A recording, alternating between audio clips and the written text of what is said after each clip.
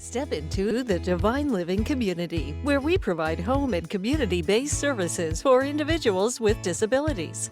We are currently hiring direct support professionals to work with developmentally disabled children and adults.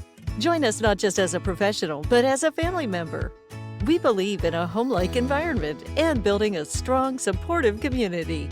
Make a difference in the lives of others. Apply today at divinelivingne.com. Hello, welcome to InLight Connections. We are here with our guests, Divine Living, discussing their services and programs. My name is Marilyn McGarry, your host, and my co-host is Apostle Aretha Mayberry. Divine Living staff, owners, co-owners are Tiffany McGarry, Director of Operations, and Deshawn McGarry, Executive Director. Welcome back to our show, our program. We talked a little bit on the previous program about your services, and we want to talk a little bit more in depth and detail about the kind of clients you serve. I know Apostle has a question she has regarding staffing, what kind of staff you have. Yes, and I want to start with how many care professionals do your agency have? It's twofold. And what positions are they? For an example, the nurse and so forth. As of, I think the last time we kind of did our report was the end of June.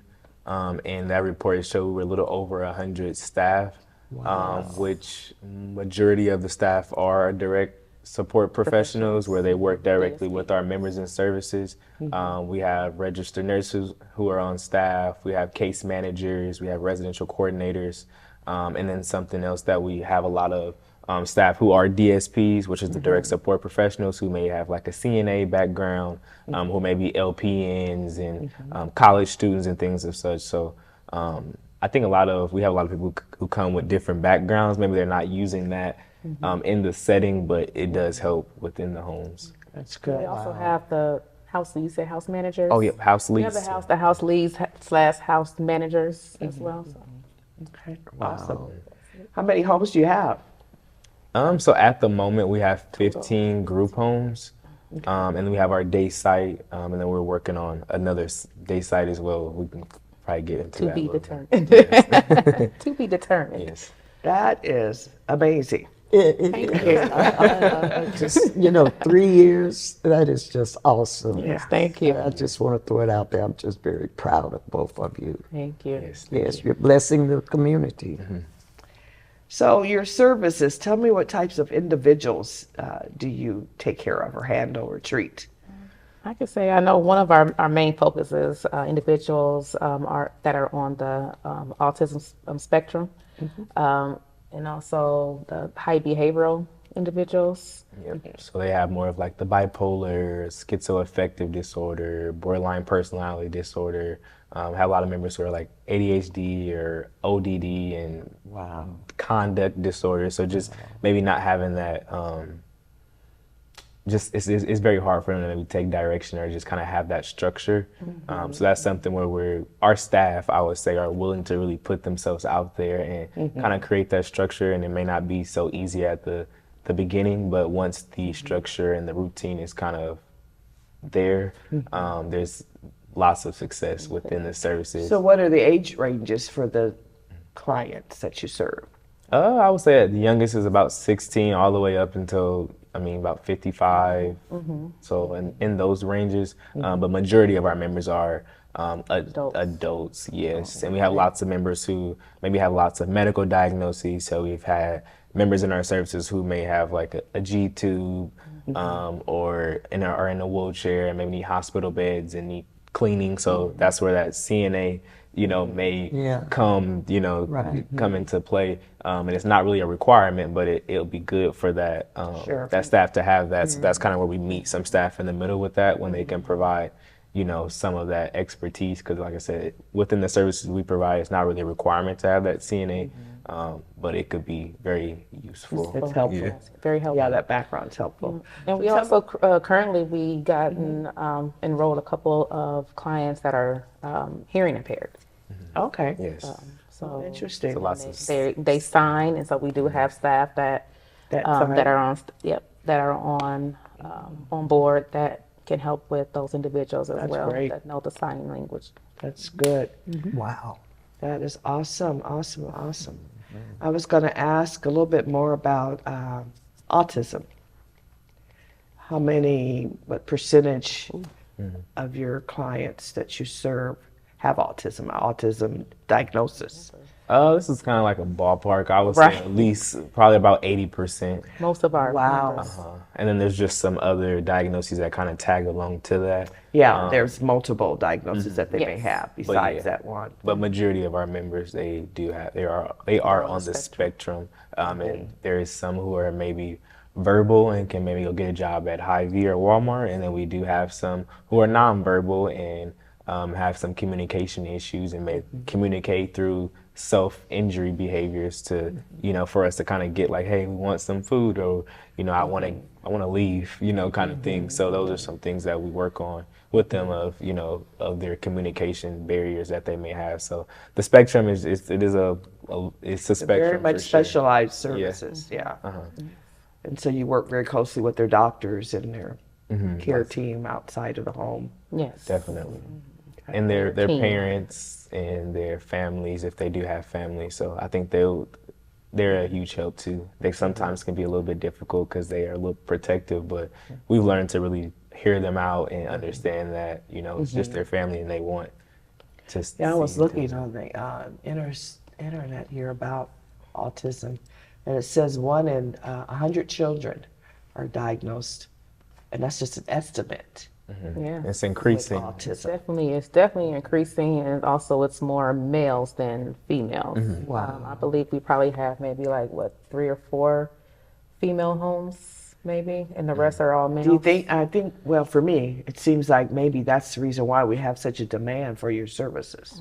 Yes. Now with the attention to the condition, Yes. people need more help. and more. Yeah, more and They more need individuals are resources. being diagnosed with autism. Definitely, and there's more professionals in the industry to be able to diagnose, because there's a waiting list for that evaluation and to even be done. Yeah. So there's probably lots of kids or maybe adults who are waiting to even be diagnosed out there, but they can't because they're They have it, but waiting just haven't been on an diagnosed. appointment. Yeah, years and years ago when I kind of got into nursing, some of the things that were just coming up were Alzheimer's and treating people with dementia.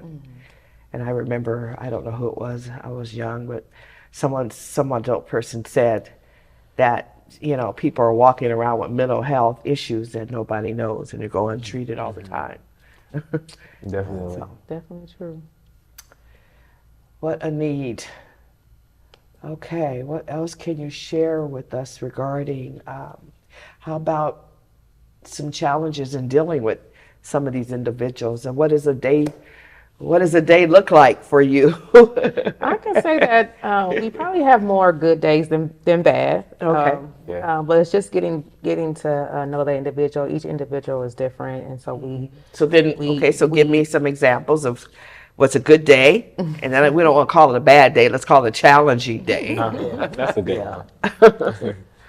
Well, I could say, with our individuals, like I said, they're all different. Some individuals, if they're wanting to do a certain activity and if they're not able to go out that day, sometimes they don't understand like we do as far as like weather. Like if it's raining outside, if there's a storm outside, they don't understand that they can't go out in the storm or go to the store during times like that. And so sometimes we may have some problems that day with that individual, not understanding that, okay, it's below 0 outside. It's a snowstorm outside. No one is going to the movies today. Another bad day or a difficult day, a challenging day.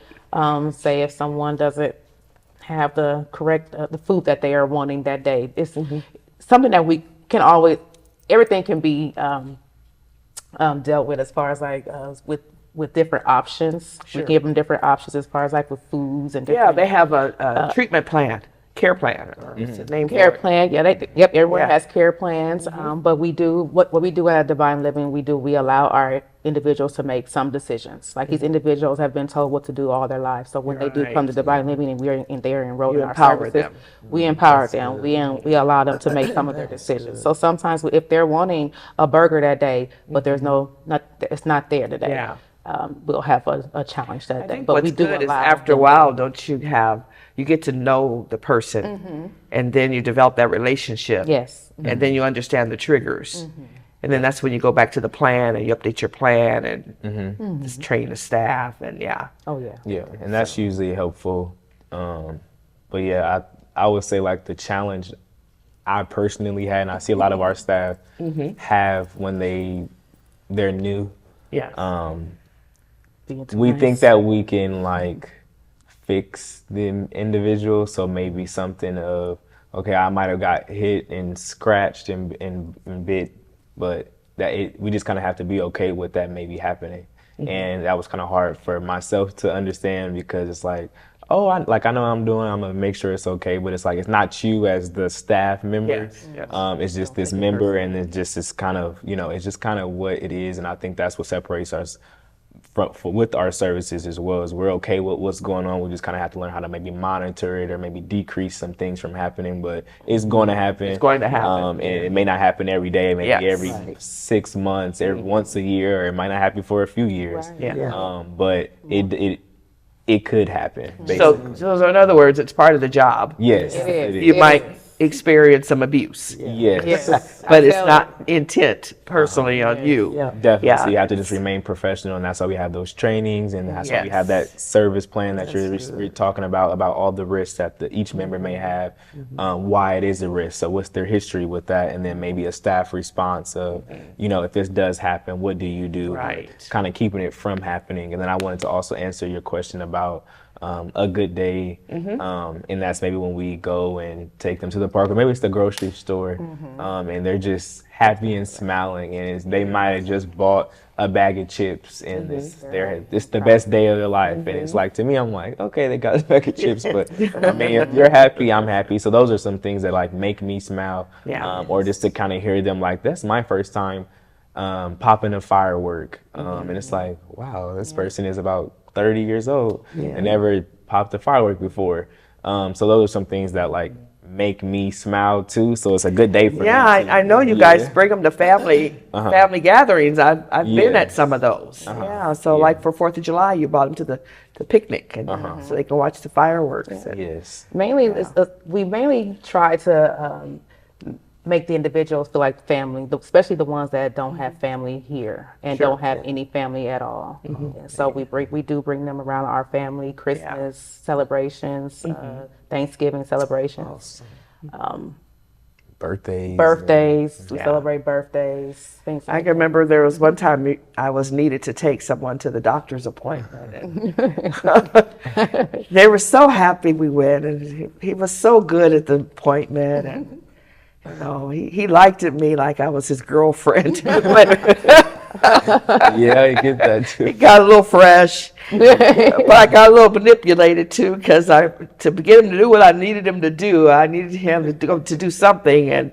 I promised to take him to Walgreens. We went into Walgreens, and he just went to shopping. He bought everything. I said, "Oh no, you can't have all that stuff." I said, "They're going to get me." We just left the doctor's office, and they talked about your eating habits and your diabetes and all this. Yes. So yeah, that's something. So yeah, very, very rewarding work. It is Yeah, you rewarding. gotta love what you do. Yes, you do. Yes, and just speaking, I heard you say like regarding like diabetes. So we have lots of our members, at least maybe half of our members are diabetic, and they need to have their blood sugar monitoring things. And sometimes that can be a trigger of maybe them not being able to eat what they want to eat. Yeah. So that's something that we've newly been just kind of working on, as far as trying to work with them on that, because say that I may have something, diagnosed, or I may not follow the meal plan the doctor Exactly. gives me either. So it's like we gotta be flexible with them on that. Like Exactly. they can have a burger, you can go get your ice cream, but maybe drink some water after day. that, you know, kind of thing to make sure you're okay. But that's something that I've been more lenient on with a lot of the members. It's like if the doctor gave me a meal plan, I don't think I will follow it either. I'm not eating it. Yeah, you know, they're a little bit more flexible with it too. You can, if you do this, then you can't have this later. You know, you just kind of Yeah. put something into place of something else. Yeah. Yeah. Try to be healthy. So we hear our members out, and like Tiffany's been saying, is we give them choices and options and let them Yeah. kind of choose. You empower them. Yeah. Yeah. And then they have their own consequence of it, and you might have your own consequence. Blood sugar may be up, and maybe at the hospital, but I mean, you kind of they have to kind of learn on their own and figure it out. Yep. It's less behaviors. I think Yeah. encouraging them to make the decisions. They feel good about themselves that they made a decision. So it's very Sure, that's awesome.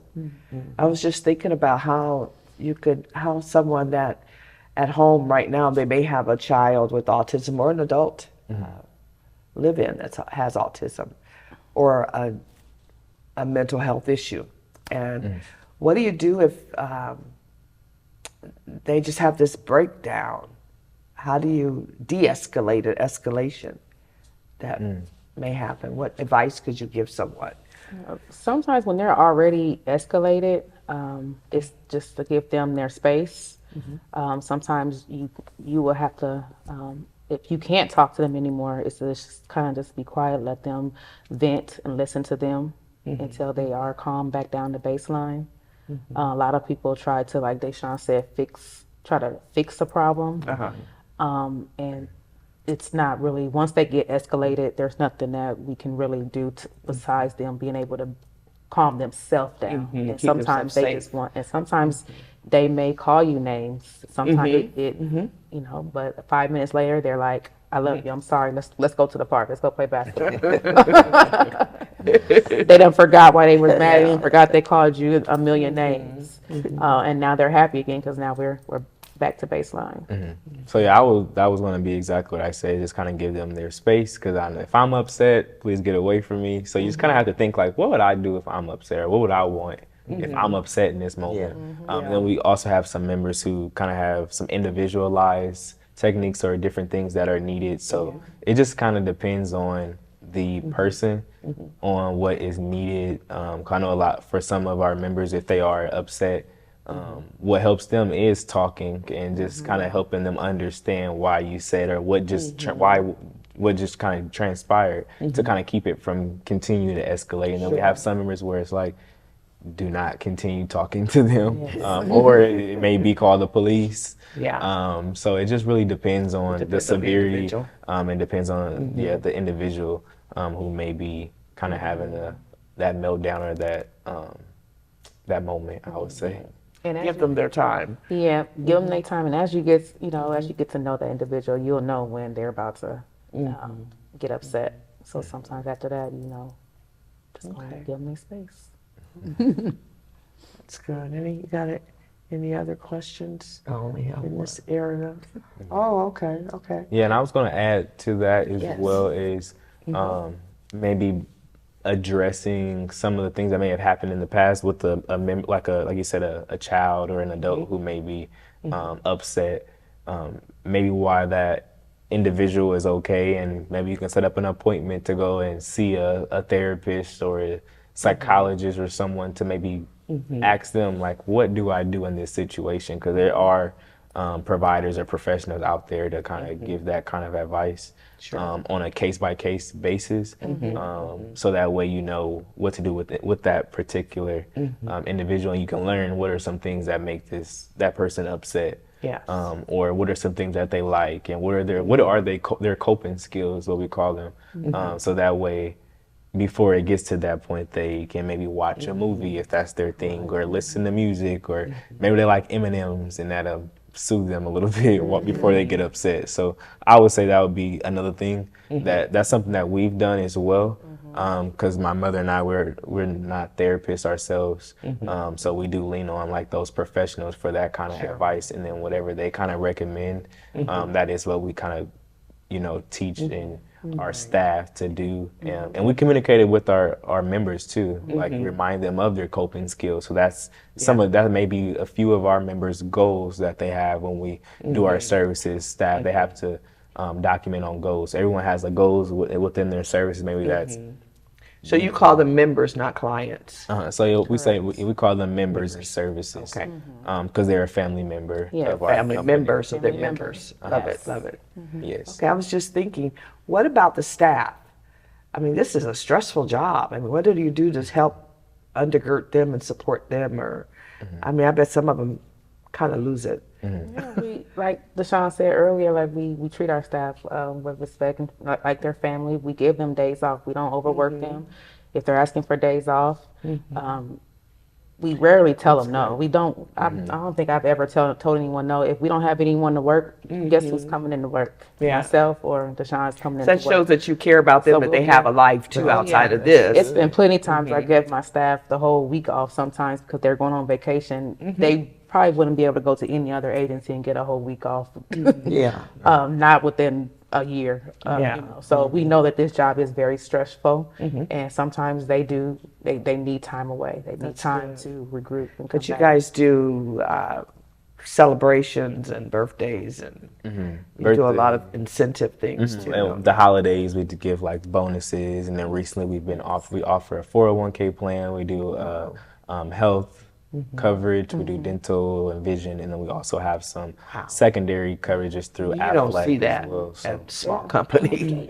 Yeah, I never had it. Yeah, sometimes if I know that an individual, I know a staff member is getting stressed out or is having hard times, I'll send them a cash app for lunch. Go get lunch. Go get some gas. Go get some lunch. Just sending them something that, letting them know that I appreciate their work, appreciate them. Yeah. Or another thing I was going to add too is if a member may have been escalated or there may have just been a big incident where things have calmed down, that staff, I'll maybe come in and just give them like a break, like, hey, you can just take a breather for a little bit because, you know, we're all human. So it's like, this is your job and you have to, you know, you have to kind of deal with it, but that doesn't take away like that person's feelings. Maybe their feelings is hurt or they're just a little shaky a little bit and they just need some time away and to come back in and do their job. So that's something else that I think that we, that separates ourselves from others because we really are involved. We're hands-on and we care. And some people just don't care. And they just like, So "Oh, what do it's you do done." for yourself? You Yeah. know, you work real hard too. What kind of things that? My thing is I love to travel, so I'm gonna work hard while I'm here, and I'll have my time when I travel. I have a thing where it's like I have to travel at least every 30 days. Sometimes it goes over that moment, that period of time, but that's like my That's your out. Yes, and then when I come back, it's right back. Because it's like 24/7, isn't it? So that's my thing. It's like your baby. I'm more retail therapy. Oh, okay. You do shopping. And I like to decorate. So Well, I I like do to both of those things. Y'all have both of that from me, I guess. in my yard. I love to garden. I like to just do things for myself. So, Awesome. I like to travel as well, but not as much as Deshaun. So it's nice when you do have. So those are perks of having your own business and company. You can set the standard. You can raise the standard. I mean, you can bless the people when you want to. Yes. You can do things that typically, if you weren't the owner, you know, it wouldn't happen. I mean, owners choose to do what they want to do and share in the wealth. But I know you two both share in the wealth. You're givers. Yes. Because that's how I bought you up. If you haven't already realized, we have the same last name, McGarrett. They are offsprings. And I'm proud of them. Thank you. So before we close, we're going to talk a little bit about what's up, what's new. I mean, what do you see in the future? But one question I wanted to talk about was partnerships. How do you determine partnerships? It seems like when you're new, everybody wants to be your partner, be your friend. I mean, how do you really work the relationships? Sometimes I say it's hard to know people's intentions. So what we do a lot of Yeah, I would say just kind of meetings and just kind of talking. Talking and see, people's listening to people's responses and their body language and Yeah. how they react to certain Good. Yeah. I get it. situations that arises. Sometimes we're able to pick out the bad seeds, early. Yeah. But sometimes, it takes a while. Sometimes it's who you know. They'll let you know. Maybe stay away from that person. Yeah, just kind of doing our due diligence too. Actually just happened this today. Yeah, so we don't really get too many bad seeds too, so that's been like a blessing That's as good. well. We've been Like, getting blessed lately. yeah, so a lot of like maybe the bigger organizations, we get a lot of bigger organizations who want to partner with us. So sometimes it's just like, oh, okay, like, but like some of I'd be our- weary of that too. Yeah. Yeah, so Knowing that what too, their being goals wary are. of it, but just kind of seeing kind of what we can get out of it too, because we Yeah. know we're providing something. Sure. But a partnership is, Yes. we're both kind of giving to the one, Yeah. goal that is. Well, one that I'm really pleased about and proud about is Sheltering Tree. Uh-huh. Tell us about Sheltering Tree. So Sheltering Trees, they provide affordable housing apartments for adults with developmental disabilities. So each member gets their own apartment, and they're newly built from the ground up. So these are brand new apartments, and they have their own kitchen, their own living area, their own room, bathroom, everything.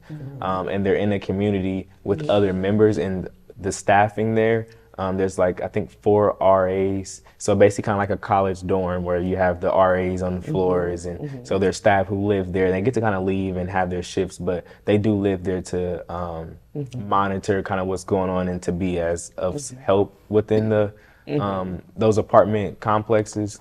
And then there's also if members need additional assistance, so maybe like providers like us, we can go into the Sheltering Trees and work with those members. Or maybe if they need home health care to kind of come in and help with maybe getting out of bed and things like that, they can have that. And I'm just fortunate to be on the board of Sheltering Trees. Congratulations. Thank you. Yes. So I've been on the board Very good for partnership. almost a year now, and it's been great. So we have a new location that will be starting construction in Elkhorn. It's amazing to see all of the community just kind of coming together for those with developmental disabilities, because it's a nonprofit and everything's pretty much donated, and just kind of seeing who's all just very generous to the community and the mission that Sheltering Trees does have. One of the properties are right there at that Quick Trip on 72nd. Yep, that's our Benson location. We have a Benson location, we have our Bellevue location, and then in Papillion we have 2 locations. They're right across the street from each other. And then the Elkhorn one, that'll be our 5th location. Yep. Beautiful too. Yeah. And they're beautiful Awesome. homes. They're not just just homes. They're beautiful. Well, we know you're going to continue to grow. Our time is running out. But thank you so much for joining us. Thank you. We appreciate your time and Yes. continue the good work in the community. Yes. Thank you. Bye. Thank you.